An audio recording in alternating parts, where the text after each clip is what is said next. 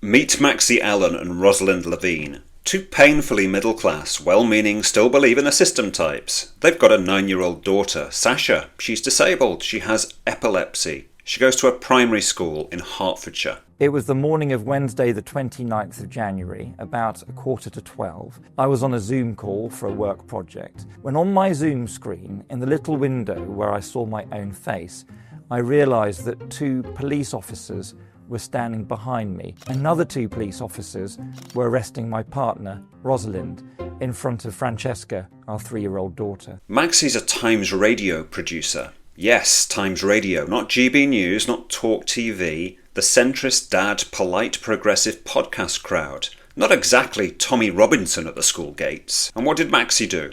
Did he threaten anyone? Did he show up shouting at the school? Did he post abuse? No.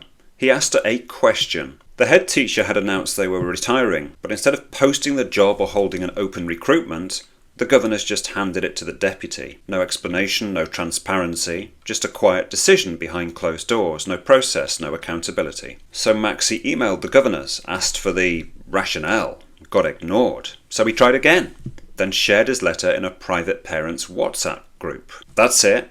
That's the trigger. That's the incident. Rosalind made a few sarcastic remarks, called a school leader a control freak, said the chair of governors didn't know much. Wow! Terrifying! So how did the school respond? Did they meet with the parents? Clarify the process? Show any professionalism? Nope. They threw a tantrum, wrote a letter accusing Maxie and Rosalind of being disparaging and inflammatory, then banned them from the school, even though their daughter has serious medical needs, even though they now couldn't speak to her teachers directly, even though they were doing what any decent parent would do. And then they called the police.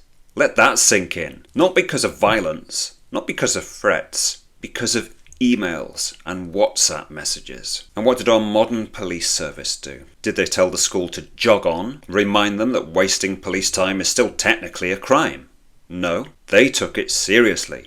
Sent 6 coppers to arrest 2 middle-aged parents. Unannounced. Walked into Maxie's house while he's on a Zoom call. Arrested Rosalind in front of their 3-year-old daughter Francesca. They were searched, fingerprinted, locked in a cell for 12 hours and interrogated like criminals. And what evidence did the police have? Nothing. No threats, no harassment, no violence, not even abusive language. Just a vague statement from the acting head teacher. No documentation, no first-hand accounts. The detective interviewing them admitted he had nothing, just instructions to arrest 2 parents because someone in a position of power got their knickers into a twist. Even a local county councillor, Michelle Vince, was threatened with becoming a police suspect just for helping the parents. She'd emailed the school on their behalf, and a Hertfordshire officer warned her to stop or risk being added to the same harassment investigation. She's since installed a home security system, fearing a knock at the door. Her words? Maxie and Ros did nothing wrong. They only dared to ask a question, and that was enough to have them arrested. This is what Britain has become. The police, once respected, aren't here to keep you safe. They're here for regime security, to shut down anyone who questions the system or worse, embarrasses one of its junior managers. No common sense, no restraint, no understanding of public service. 30 years ago, teachers believed in duty. Now, they strike for more money at the drop of a hat while the rest of us just get on with it. It's the biggest offer for teachers, 6.5% in over 30 years. For the average teacher of over £2,500. But are we satisfied? No. They hide behind their lanyards, clutch their pearls over WhatsApp group sarcasm, and think calling the police on a parent is an acceptable form of conflict resolution. The police? They no longer defend the public. They enforce the narrative. They'll turn up mob-handed if you tweet discomfort over butchered children in Southport. But if your house is burgled or your car's nicked, good luck. Embarrass a school governor though? Boom. 6 officers, 2 vans, 12 hours in a cell, off you go. This isn't the first time either. This is the same British police that knocked on Alison Pearson's door on Remembrance Sunday over a deleted tweet.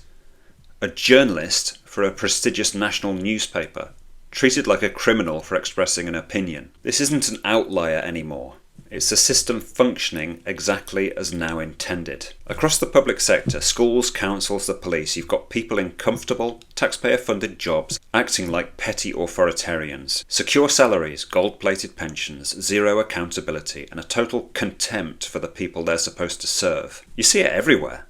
The receptionist at the GP surgery who looks at you like you're a piece of crap that's just walked in and may possibly, when they're good and ready, deem to speak to you. The school administrator who thinks a safeguarding lanyard makes them king of the world. The council officer who thinks disagreeing with them is hate speech. They don't protect you, they manage you. And if you ask the wrong question, just one wrong question, they'll peevishly attack you. This isn't some slippery slope anymore. We're at the bottom of it. We used to talk about the Stasi, a regime that arrested citizens for gossip, monitored families and weaponized fear. We used to shake our heads at Soviet dissidents dragged off for writing letters. We used to laugh at banana republics where fragile egos in power used police to settle scores. We're British. We're better than that, right? But now? We do it here, in Britain, over a WhatsApp group. The British public needs to understand this incident isn't an overreaction. This is the new normal, a government that behaves like a regime, a police service that are no longer servants of the law, but servants of the regime, and institutions that punish any dissent. If you think this ends with Maxie and Rosalind, think again. If you think being decent, polite, middle class will protect you, it obviously won't. You can be silent, you can laugh it off, you can pretend it doesn't matter, but sooner or later they'll find something you do care about, and then they'll come for you.